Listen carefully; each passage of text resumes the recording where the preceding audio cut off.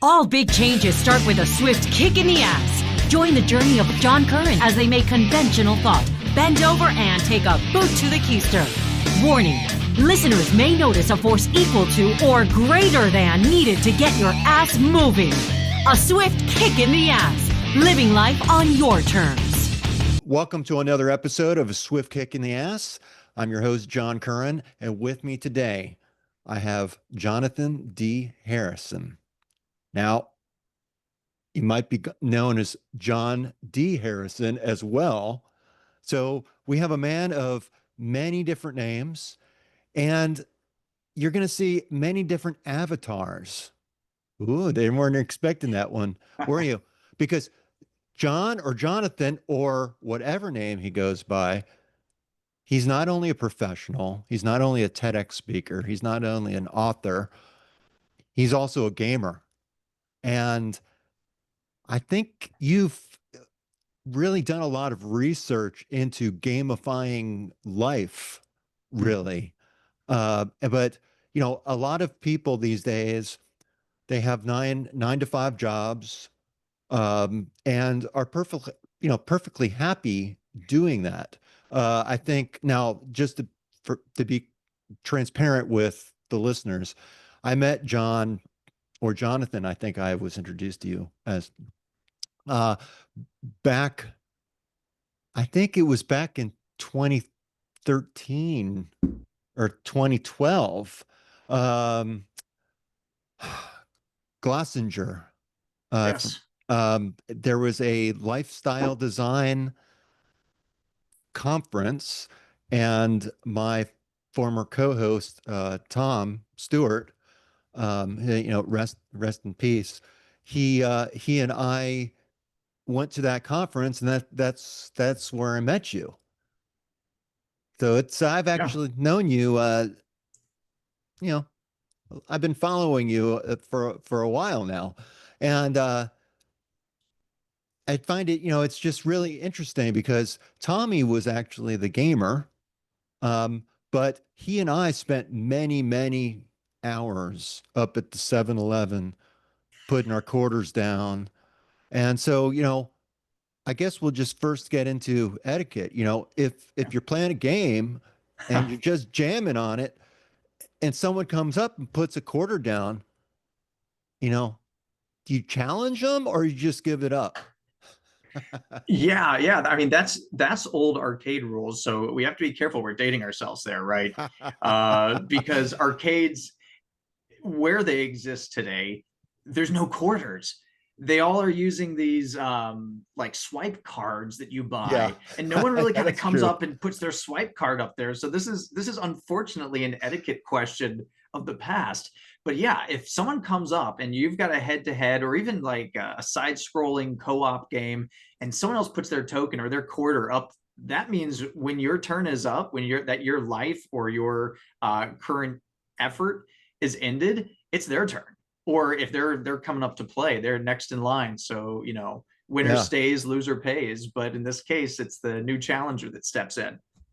Yeah. So, it's and I'm sorry, I probably will age myself a lot, but um, you know, where we met was about lifestyle design and really Right. about creating your own lifestyle. And a lot of people in that space are trying to become self-employed. Mhm. In fact, when Tommy and I went, we're very new at podcasting and really just trying to figure things out for ourselves and how we would work together and such. So, but a lot of people, they were presenting this kind of image of people sitting on a beach with a laptop, Right. making money, drinking pina coladas. It's a 4-hour work week, right? Right, yeah, and which is an amazing book. Right. But for me, I have a family, I have children, didn't really apply. Now, so I have a full-time job, and this is something I do as a kind of a passion project and just something I really enjoy doing. But and that's also where your, I think, time has been spent bringing together professionalism and gaming, right? Right. Yeah. Yeah, absolutely. It's interesting you mentioned that idea because in the space that's out there, there are a lot of people that, like you said, on the one hand, they're looking to replace their 9 to 5, they're looking for freedom, they're looking for, essentially their own startup, their own business, either Yeah. solopreneur, entrepreneur.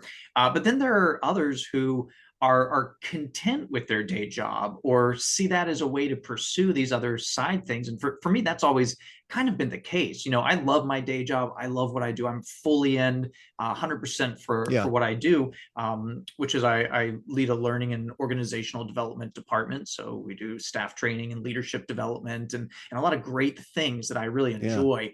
But then I have this passion, taking a hobby, which is video games, that's hasn't gone away. I've been a gamer since 1984 and just haven't stopped since then. And I said, wow, I've got like almost 40 years of experience, in this one area here. Why not do something with it? Yeah. And so I found a way to incorporate both those worlds on the side in a way that's fulfilling to me, it's fulfilling to others. And I have more freedom in that regard because I'm less worried about making it be a viable standalone business to cover all my expenses and more of a let's do this for the love of the art of doing it. And of Mm-hmm. course, we want it to be financially sustainable. Of course, we would love to see more come from that. That's a big part of it. But I don't have all my eggs in that one basket. And for me, being a father, being a husband, having a lot of things on my plate, it's a comfortable balance that allows me to do both. So I really feel Yeah. like I'm blessed to have the both of those worlds. I know it. It's you really do have to hustle, I think, to make these things happen in your life. Uh, this show, A Swift Kick in the Ass, it's really about that positive motivation that moves you forward and motivates you to make something more of what you have. And a lot of people, I think, like I have a really good friend who has a good job, really enjoys it, and he doesn't like change.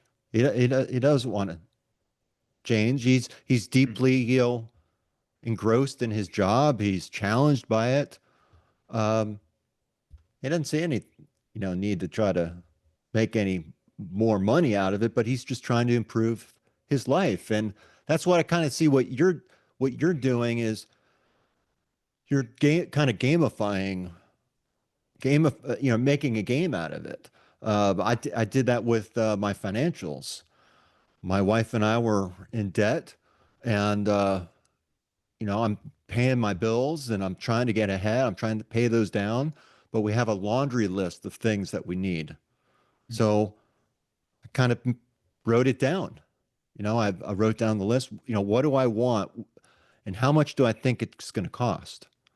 And then I made a game out of trying to see how I could meet my need without, you know, going over budget. And most of the time, I like grossly overestimated the amount. Because and again, you just have fun with it. Yeah. Yeah. I think that's a great point. A lot of people have kind of bristled at the notion of gamification. We don't like that word. And the reason being a Yeah. lot of times it's become like chocolate covered broccoli, right? You're like, hey, I'm going to get my kid to eat broccoli. I'm going to dip it in chocolate. They love chocolate. This will be awesome. And after that first bite, not only is it not It's just not awesome, meant to be. it's a sense of I was betrayed, right? And so in that way, a lot of efforts I think have tried to put game mechanics into something that it doesn't need to be, or worse Yeah. yet, the other person doesn't agree to play. And nothing's worse than a game you don't want to play. Sitting with a card game or a board game with other friends when they're out there and you're like, I just don't want a part of this. You're not going to have fun. You're not going to Hmm. enjoy it. It's not going to be a good experience. But when it's something you care about, like you describe with a budgetary item and you make a game of it and you put milestones and you do the things that games kind of do naturally, which is keeping track and giving rewards for successes and not punishing you too much for failure, but rather teaching you. When that's the case, it's much more enjoyable and you can get so much more done. So I think that's a great way to go about it. Yeah, no, I love that because I'm kind of a spreadsheet nerd, and I like to track things. Yeah. I'm took me a long time to admit to myself that I'm an analyst. I Mhm. like to analyze things. I like to examine things. But how do you know how far you've gone if you don't try to measure things? How do you Right. know if you've reached somewhere if you're just wandering? Mhm. Like you need a mile marker. You need a milestone to get there, just like in games. Yeah. Well, and I think that that's maybe more true for some personality types. Those of us Uh, who love Excel, of which I'm one, that really does matter to us. Um, but then you encounter people that have a different approach, a different style, and for them, it's more about, well, that didn't work. Let's just keep moving. And it's more about the next step. They're more about, ready, fire, aim, and it's just a different style. And so it really is interesting how different styles can approach either, when we think about games, they'll play differently. When we think about hmm life, they approach it differently. Same with business. Some people are really, not risk adverse, and other people are like, a little more cautious in their approach, and others are much more people oriented, which they love networking, right? And Yeah. so, like a good video game or any other type of game, there's a really special thing that happens when you play to your strengths, when you know what your strengths are, and when you're able to operate in a way that goes with them rather than hmm fighting against them.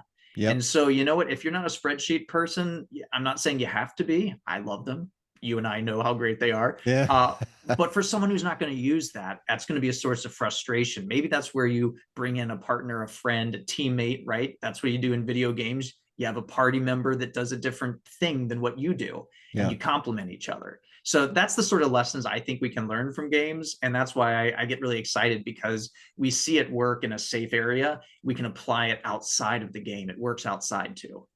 hmm I had a boss who spoke about this actually. I mean, she had us read a book about turning your strength or focusing on your strengths rather than your weaknesses.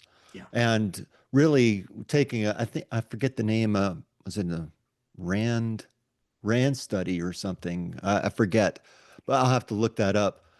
But we took a test and basically showed us what our natural skills were, and it really was surprising.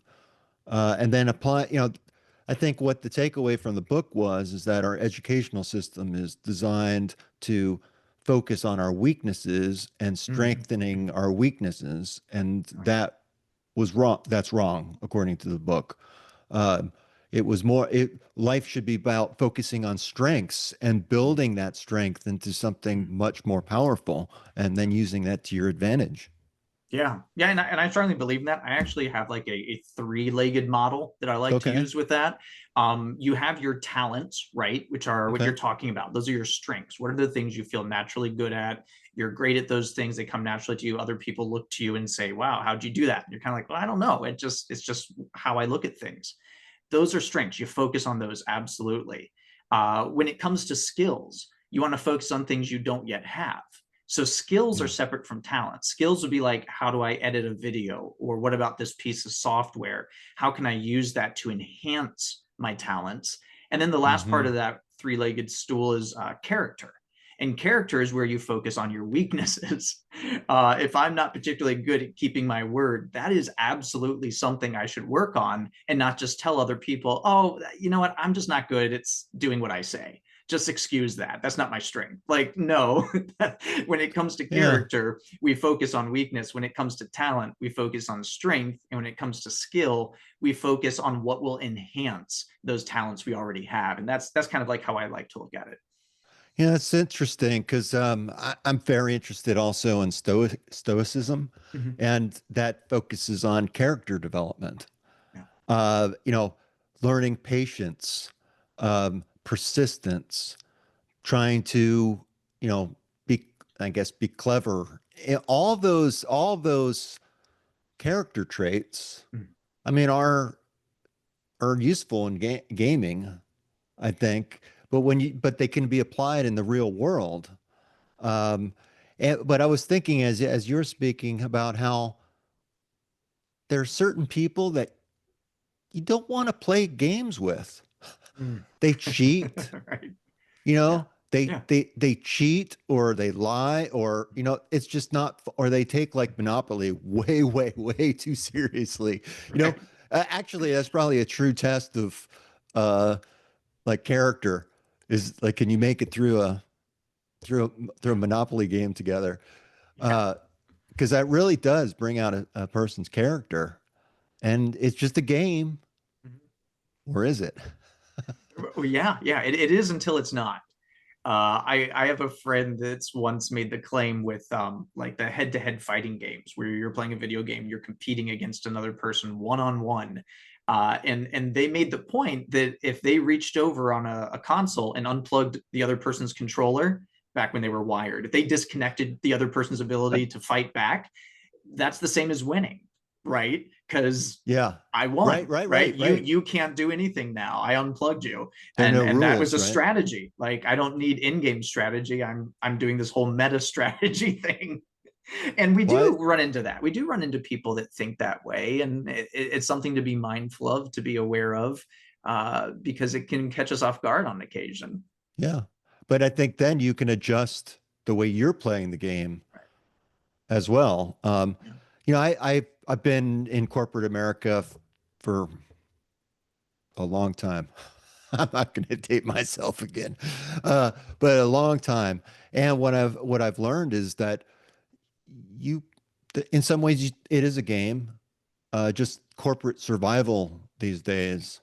You have to learn how to get along with people. You have to learn how to play well with others and work as a team, but also drive, you know, drive goals forward.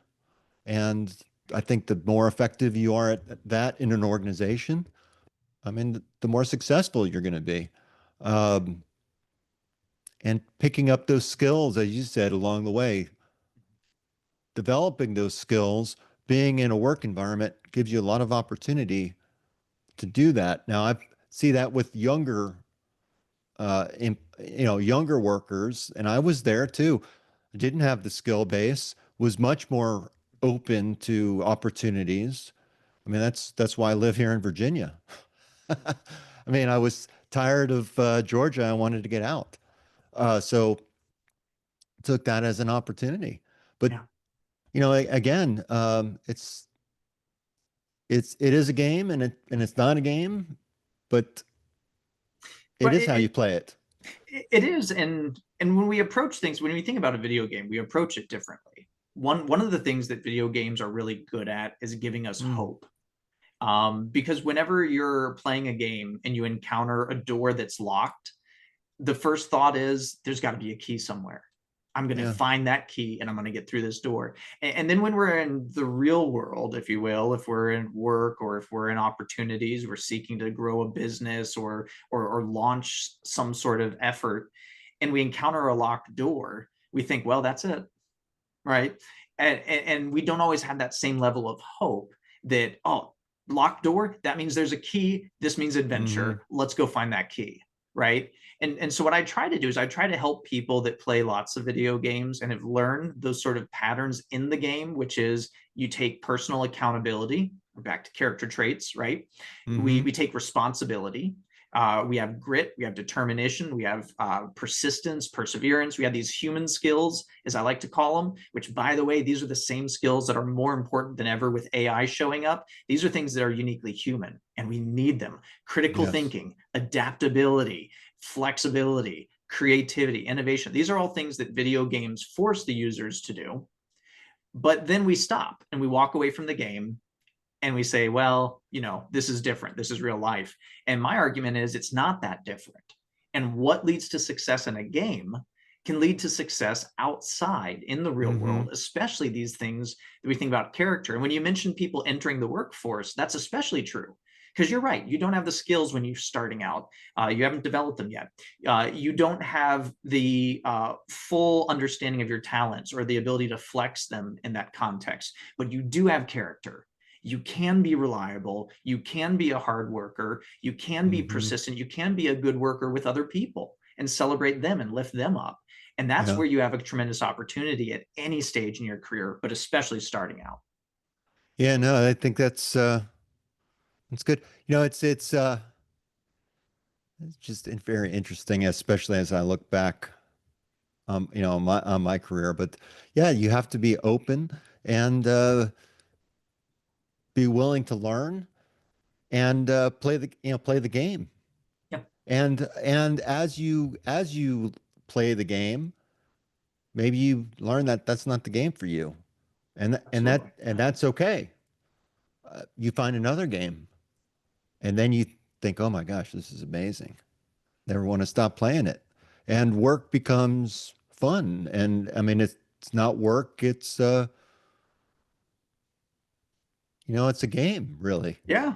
Well, and that's we talk about flow state and work, right? Yeah. That's based on the work of Mihaly Csikszentmihalyi, and his whole concept was is you enter into this place where your existing skill set and the challenge you face are kind of at this optimal point where you're being challenged, but not to the point of frustration. And just by design, video games are really created to do that. They're designed to bring the player into the game, give them enough challenge to not get discouraged, Hmm. and always ramp up the challenge as you progress. So you have that sense of advancement, you have a sense of mastery, which is good with measurements and things like that. But you also have a sense of involvement and autonomy, which is really what leads to high levels of motivation. The trick is work oftentimes can be boring. There are Yeah. elements to it that don't challenge us. Or how many times have you talked with someone? I have this conversation all the time where people just say, I don't feel like my skills are being fully utilized, right? That's kind of like the worst thing, is to be in that place where the job's not bad, but well, and that's where the sort of things we're doing here today, these sort of side projects, can Hmm. be a way of engaging that, because that's how I own my own career. That's how I That's own my own exactly what I do experience. too, as well. Exactly. What's interesting too is that as you start to find yourself, these other opportunities just start to naturally flow your way. Yeah. Like a lot of the things that I've learned through doing podcasting and like doing all the design and such for the websites and the, you know, marketing of the podcast and I mean all these things, I'm applying it to work. I mean, Yeah. I had some PowerPoint presentation. I just kind of just like said, "Oh yeah, they're like need me to speak about something." I was like, "Oh yeah, let me I usually have notes, but just let me use this." And man, they were blown away with it. And people are asking for it. It's saying it was fantastic. And I really, I attribute that to a lot of the skills that I've learned just out of my own personal interest. Because if you don't take that personal interest, I mean, who else will? Yeah. You, Yeah, I mean, it's rare to find that. And you're absolutely right. You have to do that. But what's an interesting kind of side point is in one of the leadership classes I teach, I ask people, what are the attributes of the best boss you've ever had? And they almost always talk about someone that cared about you, invested in your career, mm-hmm. right? Well, some of us, we have to be that leader for ourselves. If we know the best boss is going to develop their team, we need to do that for ourselves. We need to lead ourselves. We need to say, okay, this is up to me. I'm going to take responsibility for this part. What skills do I want to learn, and how can I use them? How can I leverage them in a Yeah. way that helps me grow? And like you said, these are transferable skills. These are skills of the ability to take from one context and apply to another. And I still think that there are a tremendous untapped potential for everyone who plays video games to find similar skills, whether it's how they organize their thinking, whether it's how they identify Mm-hmm. 3D spaces, of how they have to negotiate situations. Those are all skills that we have an entire workforce that are not tapping into while they're on the clock, but they are tapping into the second they get home and they boot up their computer or their Yeah. console. It's like, that's what I want to help people realize. You have the skills. And if you're a leader, your team members have these skills. If you're a parent, your kids have these skills. Mm-hmm. Invite them to start using them in a way where they can make that connection. That's what I think is our big potential. And that's what I'm really passionate about. So in your TED talk, you talked about kind of taking a step back, looking at your resume, Mhm. looking at your skills on a piece of paper and what you Yeah. look like as far as a resume. But then you decided to kind of take a step back and take a look at things. Um, like you said, you categorize the skill. You learn like spatial awareness is important. Like say you're good at spatial awareness, or you kind of identify what you're good at. How do you do that? I mean, That's a good question. like uh I think that's what a lot of people have problems with is like Right. they don't like they could be awesome at it Right. and not know it. They're Yeah. totally in the dark. Yeah. Yeah. No, that's a very good question. It might look a little different for each person. Yeah. One thing that's always important is to have close relationships, to have connections, to have people in your life. I believe we were created for connection. I think that's important to have as a human being, right? Mm-hmm. And so when you have people in your life, you can look to them and ask them, when you think about me, what are some of the things you would say I'm good at? What would you say are some of my strengths? You have an opportunity Mm. to maybe ask your supervisor to give you an off the cuff review. If you work in a job, set up a meeting with them one-on-one. Say, I just want to take a couple minutes of your time. I would like to know what are the strengths that you see me bring to the team. And that will Yeah. help you identify what you're already doing. That's not going to help you with your blind spots of things you might be good at that you're not yet using, but that will help you with what you're doing today. And that's a good start point. The other way to look at it is what are the things you enjoy? What are the things that you could do for free and stay up late at night or get up early to do? If you would get up at 5 a.m. to do something, like I was getting up at 5 a.m. to write my book. If you're getting up at 5 a.m., you got to care about it. Yeah. Right? That's not That's something right. you That's just right. do and say, oh, my free time. And so what are the things you love? What are the things that get you lit up? What are the things you could talk about or engage with or dig into in a way that you wouldn't really get tired of? And I think that's another great source for untapped potential. And that's kind of the process I went through when I ended up on this idea of how do video games teach life lessons. Because Mm-hmm. I was doing the blog with all the different leadership books would come out. I'd do my review and everyone Yeah. was doing it at that time. That was the big thing, 10 plus years ago. And I realized that was like everyone else. But that's where I went back to what else do I do? Well, I like games, and I started writing out a list of what some potential intersections could be. And I had so many ideas. I mean, that was AI before AI existed. I was like Chat GPT, like spitting out 50 ideas for how this all Yeah. works, and it free flowed. I'm like, okay, there's something here. Let's give it a Yeah. try. And that's the other thing. You got to try. You got to make experiments. If you Ye- don't get started, you'll never know. That is so true.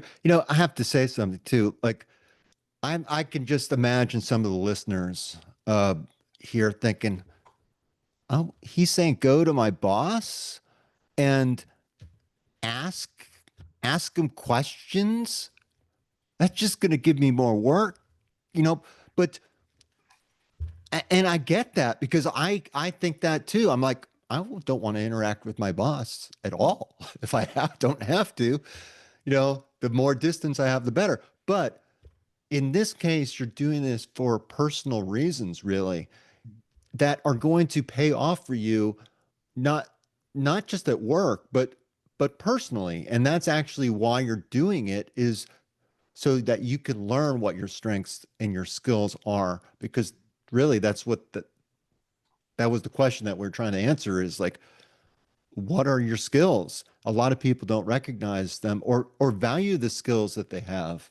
Um, I've taken on some projects that have just really tested my my patience, perseverance. That perseverance is the name of my boat, uh, and because that's a huge project and something that has reignited or kind of made me remember skills that I had. Like, so I used to be very mechanical as a kid.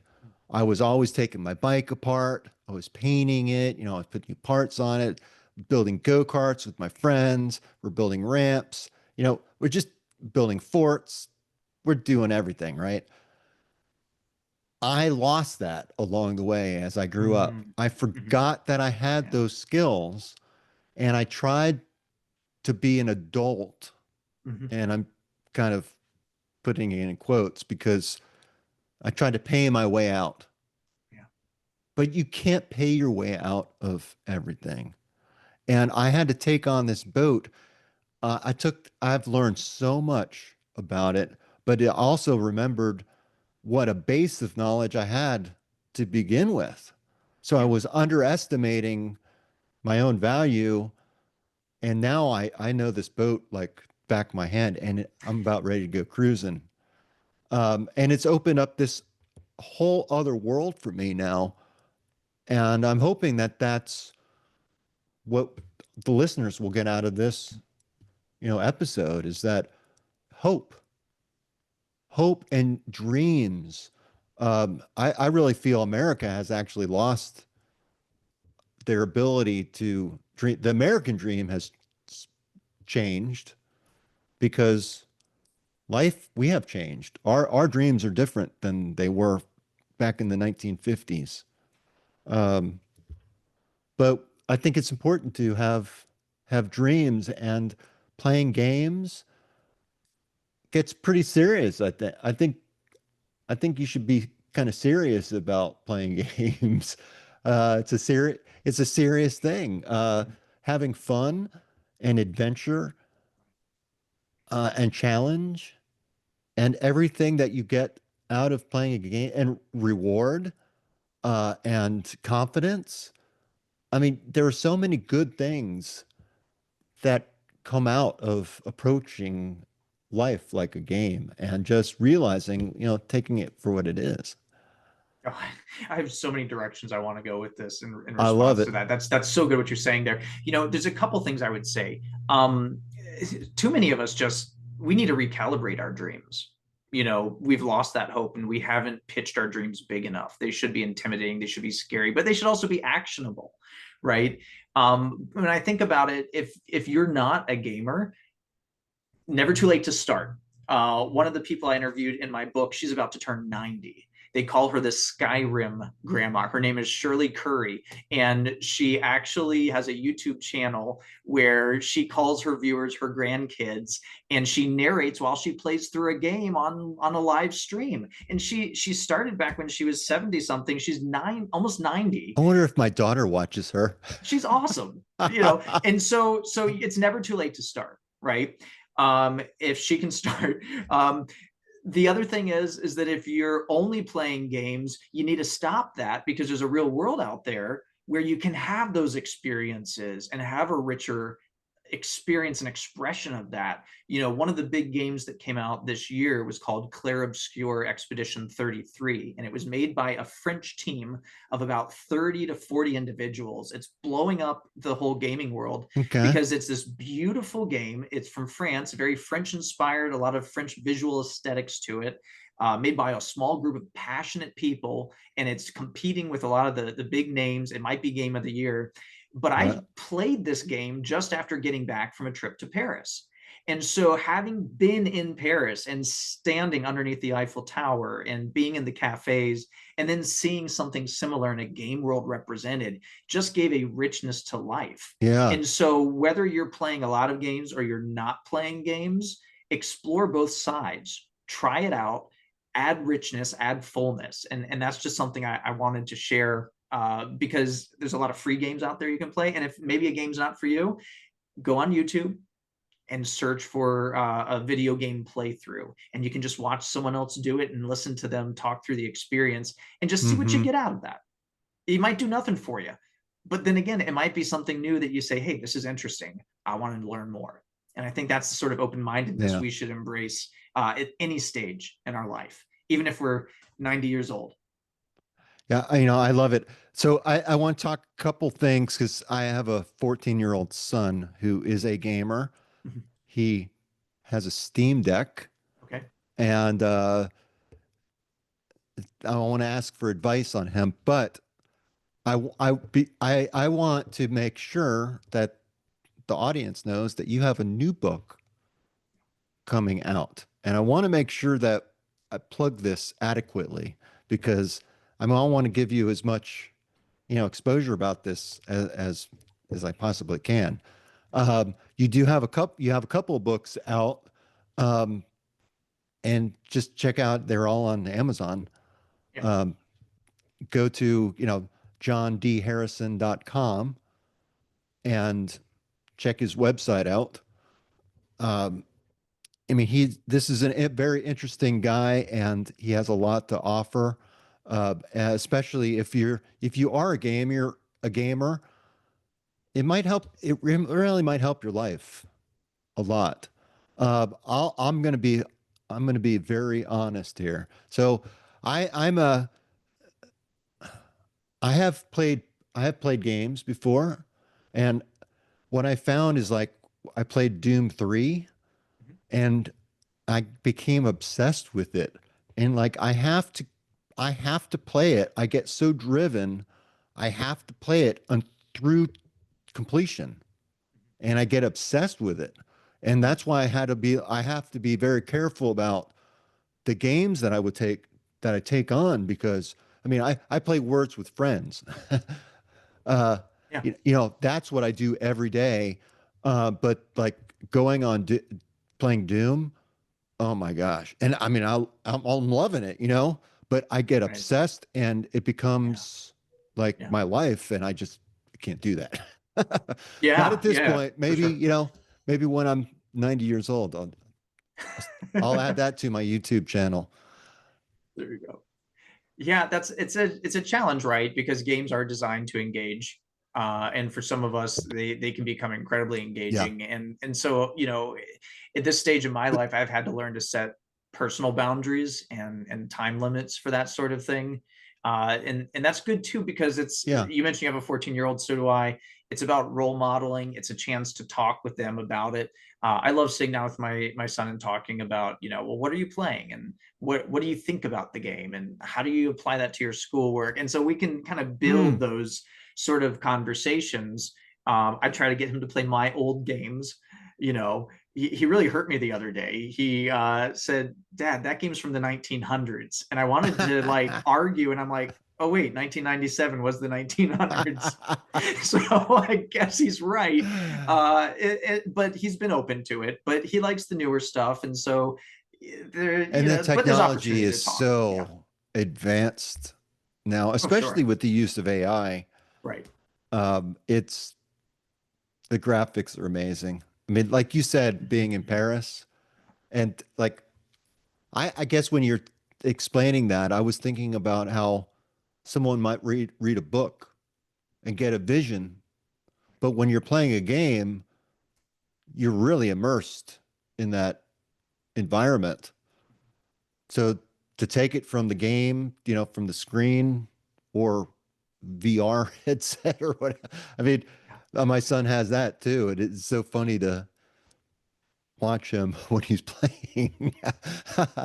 Yeah, and that But immersion is both kind of, it's a double-edged sword, right? yeah, And that's, but it's always existed. The immersion's been there. You go back to when Tetris came out, and I can't tell you the millions of households where people would close their eyes at night to lay down to sleep, and they would see falling blocks. Tetris did that. Pac-Man did it. You close your eyes and you see the little Pac-Man going around, and you're just kind of like, so it's only getting more immersive and engaging in that way, especially like you said, with VR, with AR, with technology, when you're got photorealistic graphics, when you can see an avatar of yourself accurately yeah, represented. And now that you can be online with friends, that's become a space of hangout for a lot of teenagers yeah, today. When we yes, were growing up, when we talked about, we started out with that concept. You played games in the same room. You were at the right. arcade You're in together. You were yeah, side to side, uh, smelling everyone around you. Like yeah. it was visceral. No game And cards, just yeah, yeah, token, you know, quarters or, those dirty, grubby quarters, right? And then you had your couch co-op where you're sitting on the couch together and you're oh both in the yeah, same space. Now it's not that much in the same room. They're on the other side of the world. They're in different right. time zones, or even with their friends at school. They'll be playing online in those games, and those present their own sort of challenges. And I understand that as a parent. But it also changes that dynamic. And I go back to the importance of us having connectivity and connection. For my son, you play with your friends online that Right. we've met. Like you're not going to play with strangers. And I know that might sound a little strict. He's 14, but you know what? He's 14. When his Yeah. brain's done growing, then I'll let him figure that out. But right now, he's got some development that still needs to occur. I know I wasn't ready for that at that age. And a lot of our kids aren't ready for a lot of what's out there now. And so, as parents, being involved is so important, and just knowing what they're into, even if you don't Yes. like games, be familiar with the name of the game, so at least you can look cool in front of their friends, and you say, oh, you still playing Fortnite, instead of saying Roblox and embarrassing them. That's the sort Yeah, of things we can do. I might need to take a more active role in that Yeah, as yeah. well. I mean, I hadn't really thought about that, but that is true. That is something that I could do. I do try to talk to him about Mhm. those things, but Yeah. that is right. That's something I could maybe introduce him to some of the games that I like. And Yeah. again, it's just a way to relate and to talk to each other, really. Absolutely. I have a good friend who I know his son went off to college, and they would play online. They played Diablo 3. Okay. Oh, yeah. And so they would be playing online. And so his son and him they'd have ways of hanging out that way. And so there are ways for, those of us at Yeah. this stage of life, we can stay connected. And if we're not, the ship hasn't sailed, we can still learn, we can still have conversation. And if all else fails, games are so accessible now, you can play on your TV. If you have only a controller, a Bluetooth controller, and a smartphone, there are services that will let you play for free, or you can Hmm. subscribe for a small amount and get access to some of the games that'll work just with your TV. And then say, hey, come over here. I thought it'd be fun if we played a game together. Let's sit down and, maybe take Yeah. turns, or it's just a way to hang out together. You don't have to be good at it.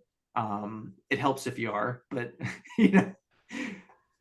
It's, you learn patience, right? there you go. There you go. What am I learning? No, I think that's a great idea, honestly. Because you're right. It is about being social and being and hanging out. And let's just face it. I mean, the stereotype gamer is a loner, right? Yeah. He's not really a social person, but I think that the technology is allowing people to be more social. It's in a different way, and it's so much broader than the 7-Eleven store that I was networking in when I was playing games. Right. The Well, and neighborhood that kids. stereotype is kind of all but gone the way of the Oh yeah, dinosaur. yeah, oh yeah, yeah. We, statistically, we know that the largest gaming group now are females. And Really? before people reject that concept outright, think about what is on your phone. You mentioned words with friends. People playing any sort of, Candy Crush was a big rage for a while. There's still people playing Pokemon Go. They're Mafia continuously, Wars? yeah, right. There are continuous mobile games that people are engaging with, in the millions and hundreds of millions. So I think everyone is pretty much a gamer of some kind at this point. It's just some people are more active and more Mm-hmm. casual. And when you're talking about that stereotype, we still do think about, the loser in the basement, no job, no friends, and all they want to do is just stay up late and play games and drink Mountain Dew. And that stereotype doesn't really fit that anymore. I covered that a little bit in my TED talk, but we even have surgeons like Dr. James Rosser, who is using video games to teach other surgeons how to prepare for surgery, and has clinical studies and peer-reviewed research that demonstrated a increase in quality and outcomes for surgeons who warmed up using a video game prior to going into surgery. Hmm. And they're at the age group where most of them were playing games anyways. So they didn't have to teach them how to play a game. They just hand them a controller, said, do this for a couple minutes. Now go do your surgery. Hmm. Instant upgrade in terms of That's really quality, interesting. speed, and outcomes. That's really interesting. So in your new book, Yeah. you actually talk to different people about their game who are gamers, right? That maybe you wouldn't expect to be. Yeah. Yeah. The new book's titled "If Video Games Have Taught Me Anything," and it's been a book that's taken almost a decade to write. Part of that's because of my obsessive compulsive nature, perfectionism, because I always wanted one more quote, one more person to add to the book. I used a wide range of different methods: social media, email, showing up at live events, blind dumb luck. I was on a mission to ask people, what's Yeah. a life lesson you've learned from a video game? And so I was able to get great answers from celebrities, from athletes, from musicians, some big household names. It wasn't until I got an answer from rapper and actor Ice-T that I really said, you know what, there's something here. He gave me an answer and I That's so thought cool. there's a book here. And so I've gathered, it's just over 80 interviews with different people answering that question. What's a life I think lesson you've people learned are from a going to love game? that book. I hope so. I loved it. It's so funny. So Tom, I know why Tommy liked you so much because he talked about you. He talked about you. I felt like I knew you when I met you. He said you're a really good guy, and he told me about and the he told me about the book that you were writing, and he had a love for video games. I mean, he loved video games, but just so I remember because I remember that. Um, it's just so great. I don't know exactly where I was going other than saying, you know, uh, I know Tommy would be thrilled. He'd be reading that book for sure. He'd be one of the first people to read it. Yeah. But it's again uh, something you're passionate about, Mm. and you want to share it with others. Yeah. And it's a dream. And to some people, it's going to seem crazy. And Absolutely. you're not even going to believe where I'm about to take this conversation with this one. So I grew up in Florida. I grew up in Hollywood, Florida. That's where I knew Tommy. He was my best friend growing up. And my dad used to always talk about owning an island. Mm. And I remember it. I used to say, "Oh, Dad, are you rich?" He's like, "No, I'm not rich." He says, it's not as expensive as you think it is. You don't have to be rich to have an island. There's all a bunch of different islands, bunch of different, yeah, they're multi-million dollars, but they're also ones much cheaper. So I've had this dream kind of in my head, and I live in Virginia. I'm not that close to the water, but it's been my dream to have a place along Chesapeake Bay or one of the rivers or something like that. I'm a Florida boy. You could take me out of Florida, but you can't take the Florida out of me, I guess. But the crazy thing is that I was just kind of searching around, scrolling my phone, thinking time to look at waterfront property and look kind of like to explore the different areas. Long story short, I found an island for sale. I want to buy an island, and I actually kayaked out there because my little John boat, the motor wasn't up to snuff. I had some parts on order, so I have this inflatable kayak, inflatable, not a real kayak, Mhm. an inflatable one, and I paddled upstream out to see this island, and again, it inspired me to it kind of made me remember how much I love the outdoors. And Mm. when I was younger, I mean, my John boat I've had since high school. I used to take it out in the mangrove swamps along the Mhm. intercoastal out in Florida, down in Yeah. Hollywood. And it was awesome, and just like getting out there, I would have never, I mean, I was going upstream.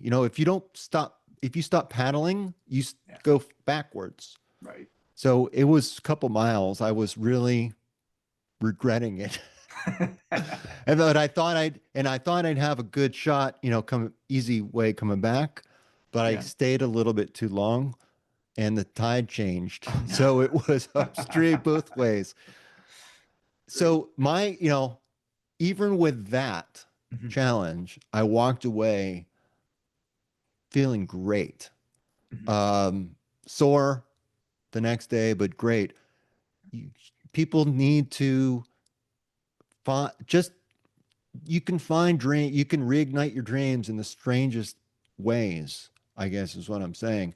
Mhm. Even playing a game like in some ways, but, the thought of buying Curren Island is it's a fantasy, right? It's a game because I've got kids in college right now. You know, I'm working, man. I've got bills to pay. I'm struggling just like everybody else is. Prices are going up, income staying about the same. We're all trying to hustle. We're all trying to make our lives better in some way.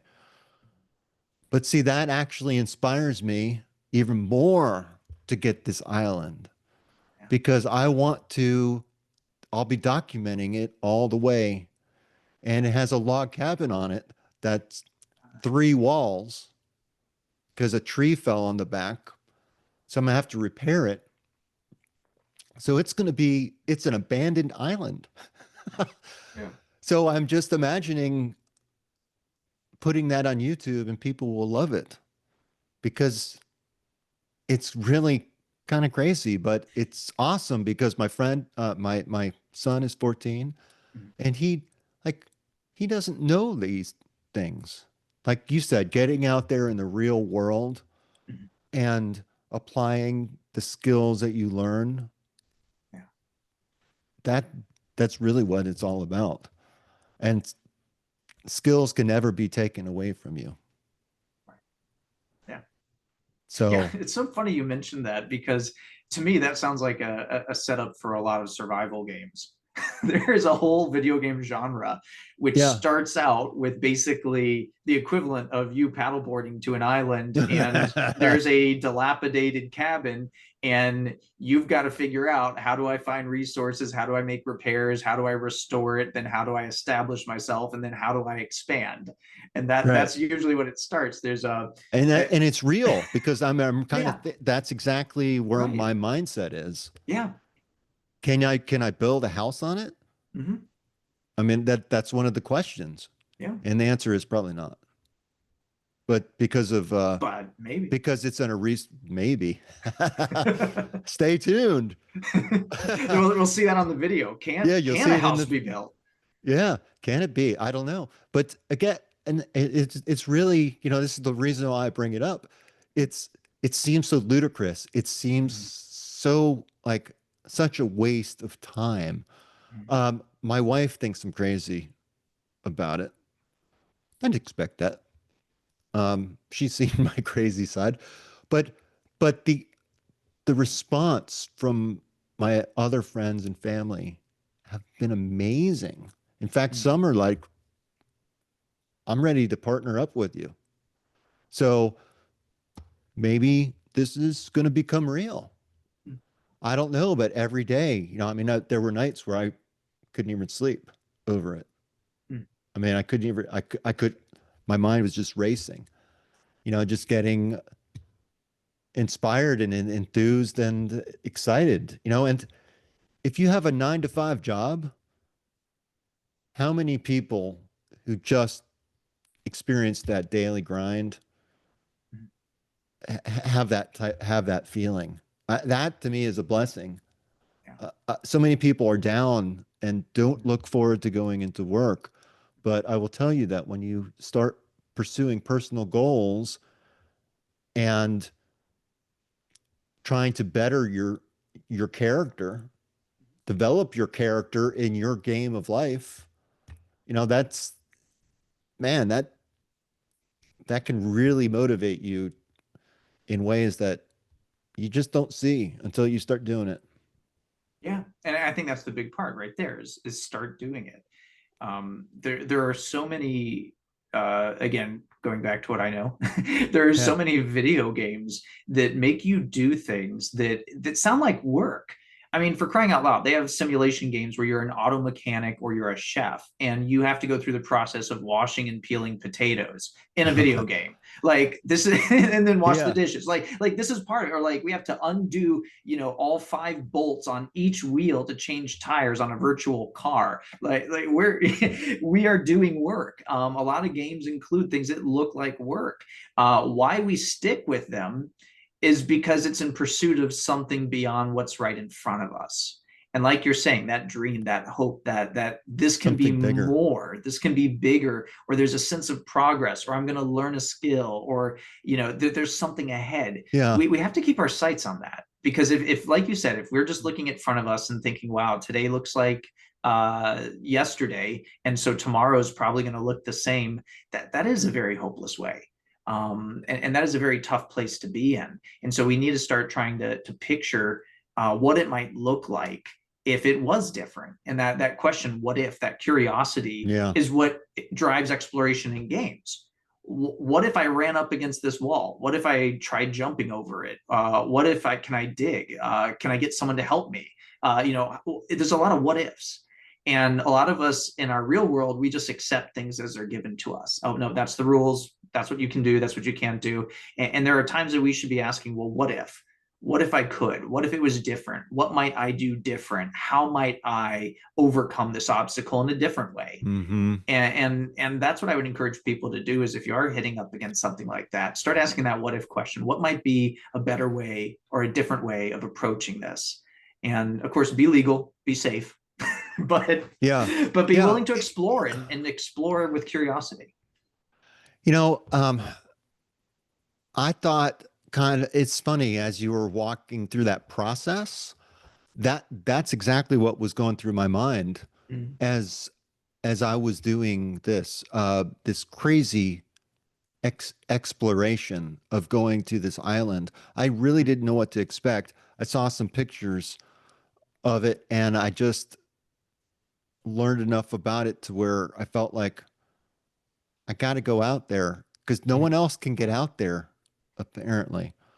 So I saw that as a great challenge. But what's interesting is, like, I put myself out there and I thought, you know what? Maybe I'll go out there. Maybe I like it. Maybe I don't like it. I don't know unless I go out there and see.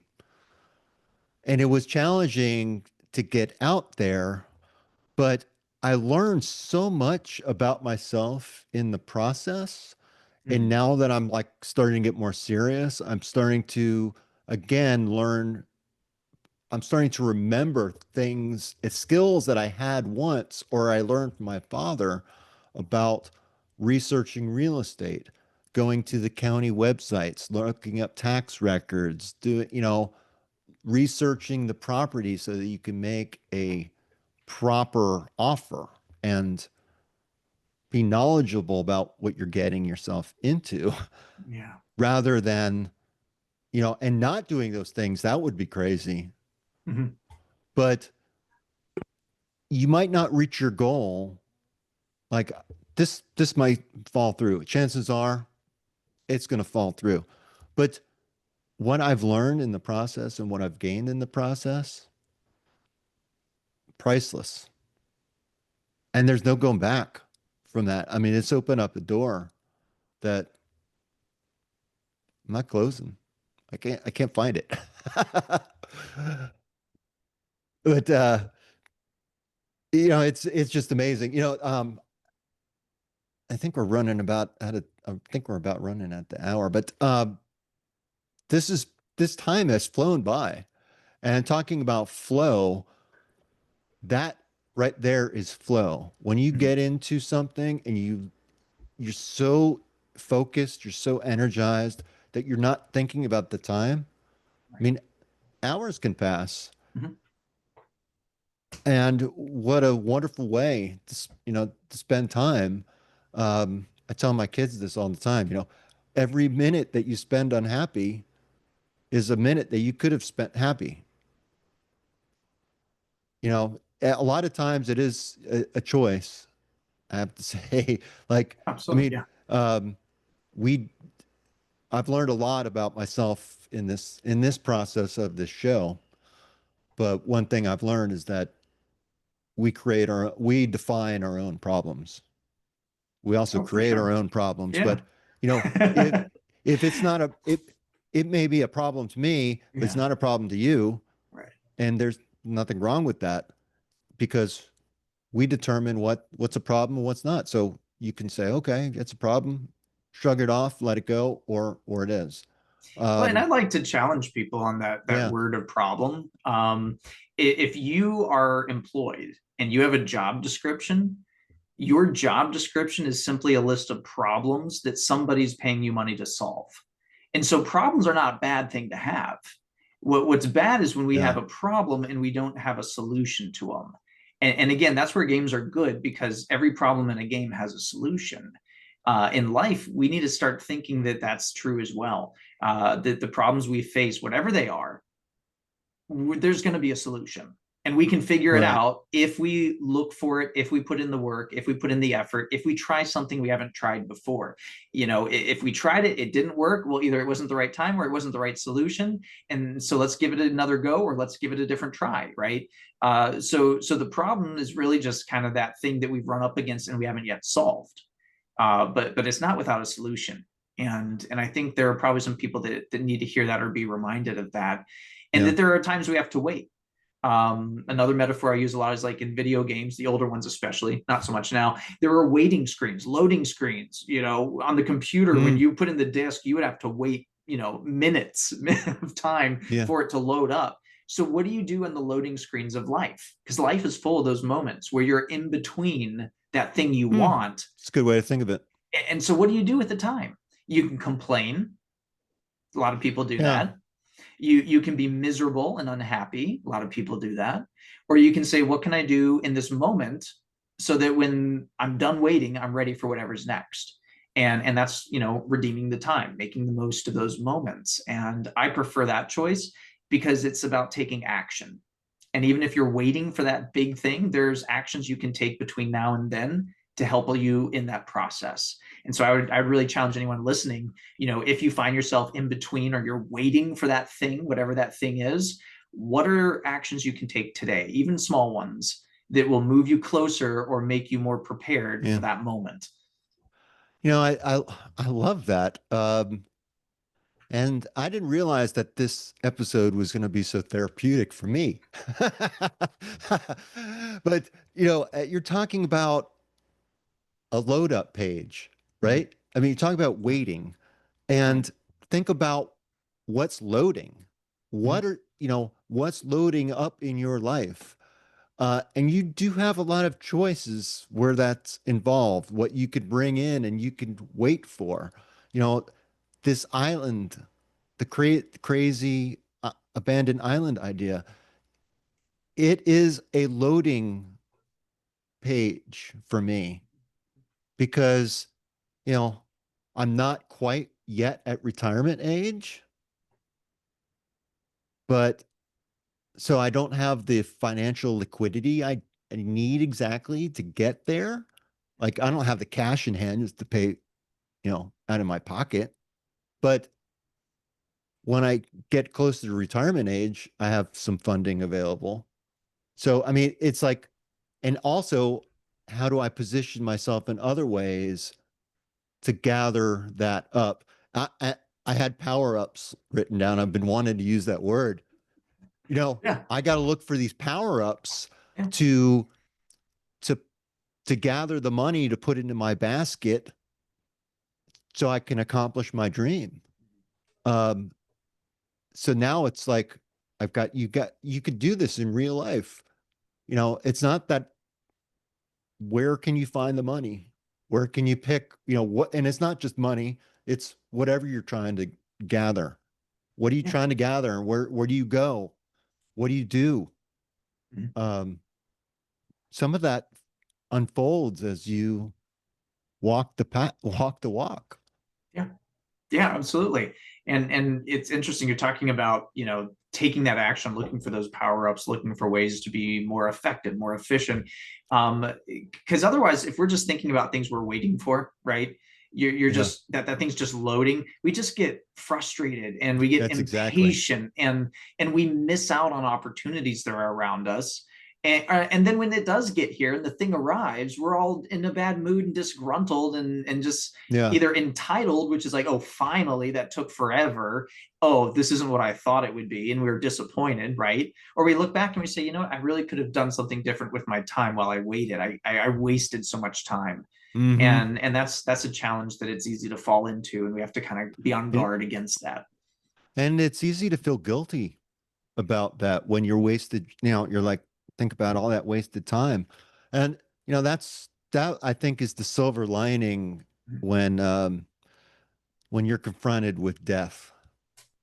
Uh, losing Tommy, uh, man, that's one of the toughest things have ever had to go through. Losing my dad before that was, it's tough, but it's also made me appreciate life. And you talk about opportunity and opportunity cost. You know, what's it costing you to not take action? For me right now, not I'm not taking my son out on that boat because, you know, the motor wasn't working. I need to get him out there. I need to take action and get exploring with him, creating a stronger relationship with him at this time. That opportunity to do it's quickly closing. And that's not to say that I haven't been spending all this time along with him. I mean, my son and I, we do martial arts together. So we do that twice a week. And I'll tell you, it's expensive, but it's worth it because and it's not the skills that I've been learning, it's the time that I've been spending with my son, Yeah. as I know you can relate to. Yeah. Yeah. Wow. Again, I've got a lot to say on this, right? Yeah. Using the video game metaphors, it's almost like I should write a book. There are a lot of things that again, for anyone listening or for us here, there are things in a game you got to hit start to begin a game. Every game is just set up to be in a demo version. If you walk up to an Right. arcade machine, if you plug it in, if you don't touch the controller and you don't hit start, nothing begins. There are so many areas in our life that we need to learn to hit that start button. We're waiting, we're hesitating, we're waiting for the perfect moment. There's someone listening to this that there's something you need to hit start on. Hit start on it. Get started. You're not going to be perfect. You're not going to be ready for it all. Hit start anyways, right? Otherwise, you're just watching. You're a Yeah. spectator until you hit start. But also it's so important that we redeem those moments, like you said, we have with your son that opportunity to do things together. You'll always look back and you'll have these memories that you've built Yeah. and these experiences, and we got to stay, like in a lot of games, there's the main mission of the game, there's the story mode, there's the thing you're trying to accomplish ultimately, which Mm-hmm. is rescue the princess, save the world, find the bananas, whatever it is, right? And then there are all these like side quests along the way, things you can get distracted by. They're fun, they're entertaining, they also give you a Mm-hmm. sense of progress, but you're not advancing the story, you're not advancing the game, you're simply filling up time or filling up experiences. And in life we need to be able to differentiate between what's the main mission for our life and what is that side quest, because a lot of side quests will take us running around, doing tasks for other people, doing Yeah. things for them that in of themselves aren't bad. But if they're taking away of that thing that you and only you can do, being a father to your son, being a husband to your wife, being a wife to your husband, or being a son to your parents, it can't become the foremost focus at that expense of the things that only you can do. And so we gotta get good at doing that. There are a lot of people that play games and they'll just talk about all the side quests they get distracted by, that they never finish the game. The Yeah. game No, the you know game's what? done. The game's done, but they've never finished it. My wife, when my second child was born, when our second child was born, we were up to our eyeballs in debt, like several $100,000 in debt. And at that point, I thought that was the cam. I mean, that was the like 600-pound gorilla on my back. I Mm. couldn't handle it anymore, and we got serious Yeah. about it. And again, that's where I started gamifying things. And we actually paid off. We paid off about $200,000 in a couple of like 3 years. I Wow. mean, we got like, Wow. and this is, I mean, it was tough. And I have some episodes where I mentioned things like that. But Well, in the when you game world, think we call about the that decision, grinding, yeah, right? when you think You were about the grinding. decisions, when you think about the decisions that we have to make day in and day out, one thing I like to do is I like to think, does this bring me closer to my goal or does it take me farther away? So, like you said, I love the way you put that about having these side, Like you have the main mission, but then you have these like sidebars or the side, you know, it's part of your story. And you can may decide that, hey, you know what? This chapter needs a little bit more meat and potatoes, you know. It needs something. I think I want to pursue this a little bit more. And that's perfectly okay. You know, there's nothing wrong with that, but you have to recognize it takes you off your mission. Now, are you okay with that?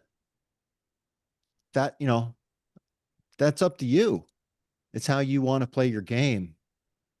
But for me, that made some of those made some of those decisions very easy because it was like doesn't carry me, doesn't doesn't bring me closer. It takes me farther away. I can't do it.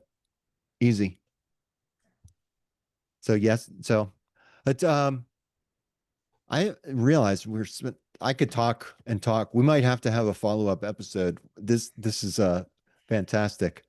Um, you have a new book, we covered that, covered power-ups, hidden potential. I think we've covered that.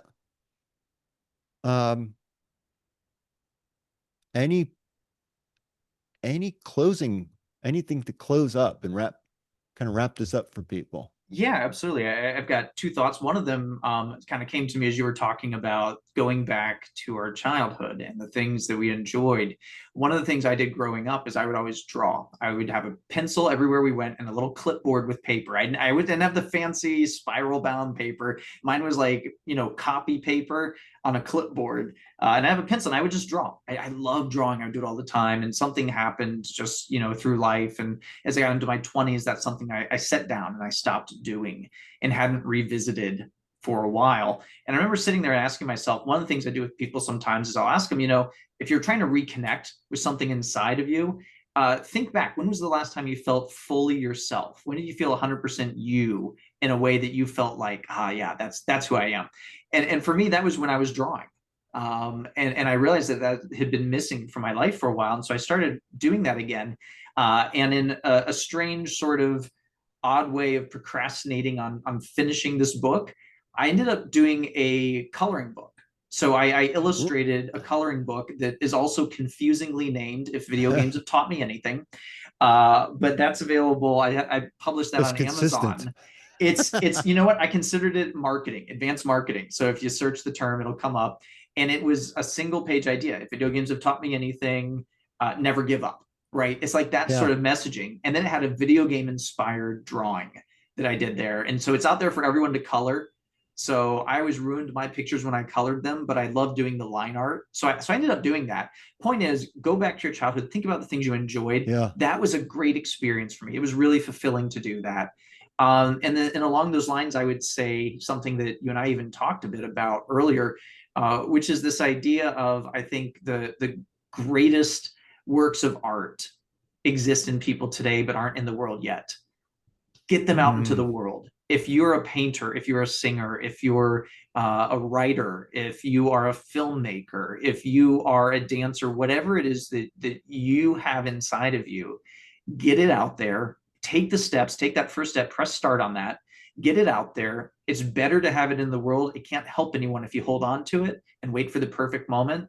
And you might not have that. I'm a person Yeah. of faith, but I believe that we are not promised tomorrow.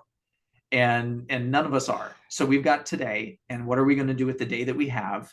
And are we going to take that which is in us and make sure we get it out there for others to benefit and enjoy, and get it out there from our own perspectives? You talk about, this, I don't want to say fixation, that sounds bad, but we get these obsessions, we get these things inside of us. Yeah. There's a reason for that. There's something there, and we should explore that in a way that can make sure that has a chance to take shape, rather than just stay internal and find ourselves one day looking back and saying, I really wish I would have. And besides, it's never too late. As long as you still have breath, there's still And opportunity. also, what do you have to lose? Yeah. For, what are you putting at risk? I have a risk management background, so I'm always thinking about Right.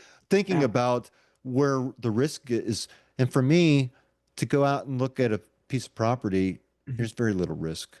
I mean, I put my life, I guess, at risk going on that crazy inflatable kayak, but that's just me. That's part of my story. Um, you know, Tommy used to say, I feel like Tommy's here in this episode. What, somehow his spirit is, he's smiling. And Tommy used to say, perfection is the enemy of good enough. And like you said, no one is perfect. No one, not even the perfect stranger is perfect. You, you can't, it's something we strive for. You're never going to reach it. So get going, take that first step, see where it takes you. Maybe you need to take, you're taking a back step. That's okay too. You learned from it, and you're gonna learn, and you're gonna be better for taking it, I think. Absolutely. Absolutely. So play the game. Exactly. Hit start, play the game. Hit start, play the game. That might be the title for this. There you go. Well, Jonathan, whatever your avatar is, or today, no, seriously, it was such a pleasure, Yeah, this is great. speaking with you tonight, and I think the audience is really gonna love it. So I will shut things down, but with me is John Harrison. I'm John Curren. This is Swift Kick in the Ass podcast. Please like and subscribe, and keep looking for more. Peace. Hope you got your ass moving. Until then, until the next time, I'm out of here. Peace.